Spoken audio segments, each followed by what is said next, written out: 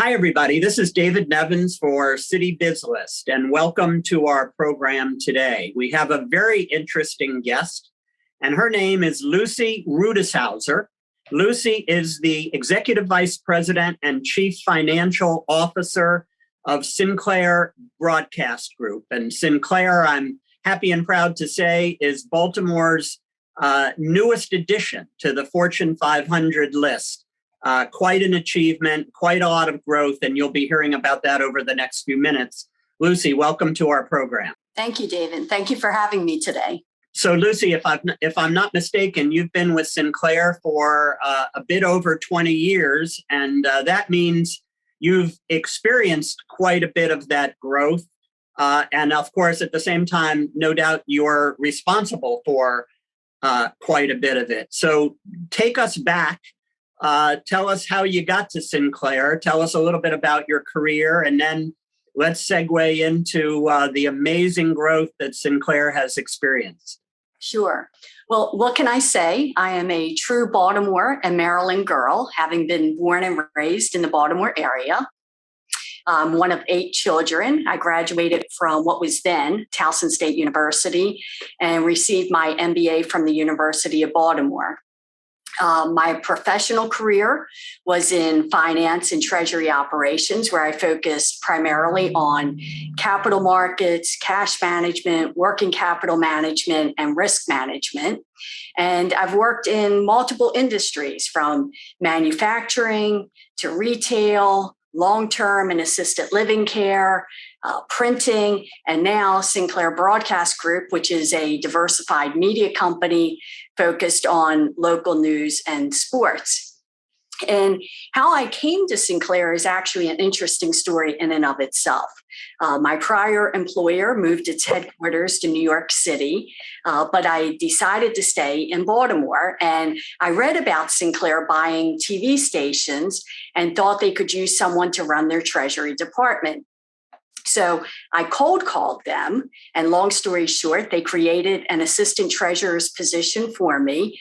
That was in 1998, and almost 20 years later, I was named their first female chief financial officer. And Lucy, while you just mentioned that, I want to tell our viewers that being a woman chief financial officer of a Fortune 500 company is quite a feat.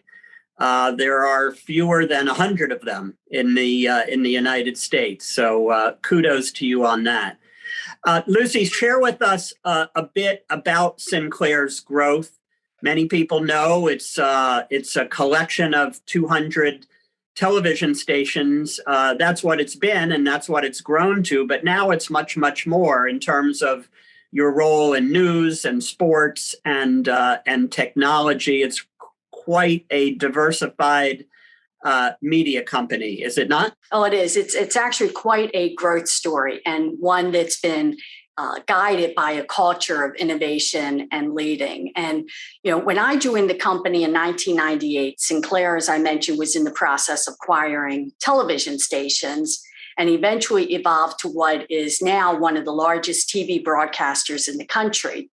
However, technological advances over the years have enabled more companies to enter the video content space and compete against us, which meant that we had to evolve as well.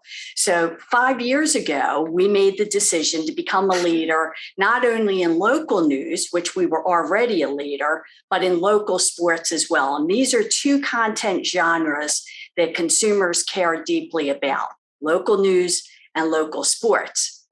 Today, we air over 2,500 hours of local news content per week, and that's across our platform.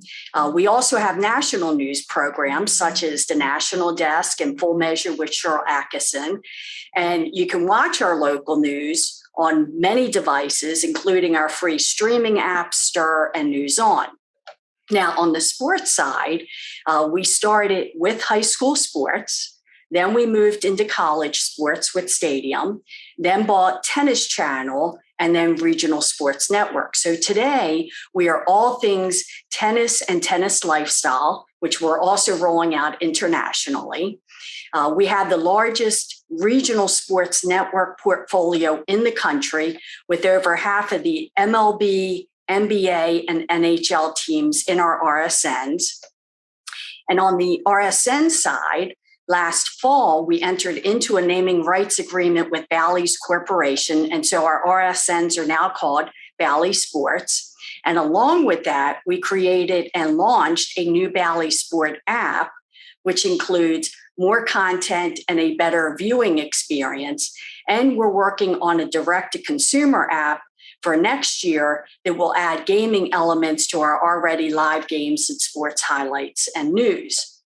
Now, the third leg to our company, besides news and sports, is technology. And the industry is currently rolling out the next generation of TV broadcasting transmission. It's also known as ATSC 3.0. And this is technology which Sinclair helped to invent. It's already in a couple dozen markets across the country, including Baltimore, which went live in June. And why should the consumer care about this technology? Well, matter of fact, it's pretty cool. I mean, that's really why. It allows the TV signal to be mobile, which means you can get it out of home and even in a moving vehicle without having to rely on broadband or cellular service. It lets us target content to both the household and down to the device level. It provides for an immersive viewing and audio experience. It has not only GPS capabilities, but enhanced GPS capabilities for such things as navigation and 3D mapping. It has a more robust emergency alerting system and remote learning capabilities. And since it does not transmit over broadband or cellular, there are no data usage fees to the consumer. So a lot of really exciting things that are going on at Sinclair. It certainly sounds like it. I won't attempt to say that I caught all of your industry jargon and what have you, but I would venture to say this is not your grandfather's Sinclair, right? That's correct. Lucy, just before we segue into something that I know is very important to you, and that's the world of giving back and philanthropy at Sinclair. Just take a few seconds, and I know I mentioned this earlier, but tell us about the kind of the meaning to you and the achievement of being one of so few women holding such positions of influence at a major American company. I'll talk about that as well as Sinclair being on the Fortune 500, because we are very excited about that, not only for our employees, but for the Baltimore area as well. And when I think about how Sinclair started as a single TV station 50 years ago, WBFF Fox 45 here in Baltimore, and grew to be one of the largest TV broadcasters and local news organizations in the country, the largest regional sports network organization in the country, and now a Fortune 500 company, you can't help but be proud of that story. And, we wouldn't have accomplished that without the vision of our chairman, David Smith, the strategy of our CEO, Chris Ripley, and the many, many people over the years who executed on those plans. And for me personally, I'm excited to have just been a part of that journey and contribute to the story. As for being, a female CFO, one of 20% in the Fortune 500, first of all, I am very proud to be among those women. And I want to thank everyone who helped me achieve this milestone, my family, my husband who supported me, the educators who gave me a strong foundation in business, and of course, Sinclair's 10,000 strong employees who helped build and grow Sinclair to what it is today. No, that's great. I didn't mean to interrupt, but you're very modest. But it's true. It's always a group effort, is it not? It definitely, in this case, it has been. Lucy, just before we part ways, I want you to be able to talk for a couple minutes about, again, something that I know is very important and near and dear to you, as well as the Sinclair team, and it's part of Sinclair's culture. And that's your philanthropic roles in the multiple communities that you serve, and really just being a part of those communities and giving back. So share with us how that works and what that's all about. Sure. So Sinclair has always been a philanthropic company, especially at the local level. But even I was amazed at how much we contribute to our local communities. In 2020, so last year, we partnered with almost 350 local organizations across the country and used our TV and social platforms to help raise over $37 million for charities, schools, natural disaster relief, and COVID relief, including over $1 million of our own donated money and over $4 million worth of donated broadcast airtime.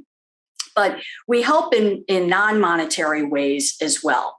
Last year, we collected over 9 million pounds, that's 9 million pounds of food, provided over 2 million meals. We collected almost 250,000 toys and distributed over 50,000 backpacks and 18,000 coats.